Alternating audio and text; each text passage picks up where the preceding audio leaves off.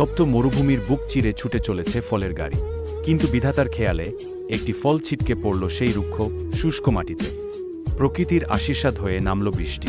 মরুভূমির বুকে মাথা তুলে দাঁড়ালো একটি সবুজ চারাগাছ। কিন্তু জল ছাড়া এই রুক্ষ দেশে টিকে থাকা দায়। সে তার পরিশ্রম দিয়ে নালা কেটে জল নিয়ে এলো গাছটির গোড়ায়। তৈরি হলো এক অকৃত্রিম বন্ধুত্ব।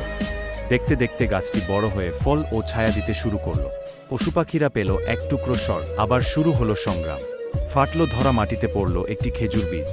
এবার জলের অভাব মেটালো এক উট তার চোখের জল দিয়ে। শেয়াল, খরগোশ, কচ্ছপ সবাই মিলে অদ্ভুতভাবে জল দিয়ে সেই চারাটিকে বাঁচিয়ে রাখল। তাদের সম্মিলিত প্রচেষ্টায় মরুভূমিতে জন্ম নিল বিশাল এক খেজুর গাছ। ক্ষুধার্ত প্রাণীরা পেল বাঁচার রস। কিন্তু মানুষের লোভ বড়ই নিষ্ঠুর। এক কাঠুরে এসে মুহূর্তের মধ্যে ধ্বংস করে দিল প্রাণীদের সেই শেষ আশ্রয়স্থল। অবলা জীবগুলোর চোখে তখন শুধুই হাহাকার। এই পশুপাখির জন্য তো একটা লাইক এবং সাবস্ক্রাইব করাই যায়।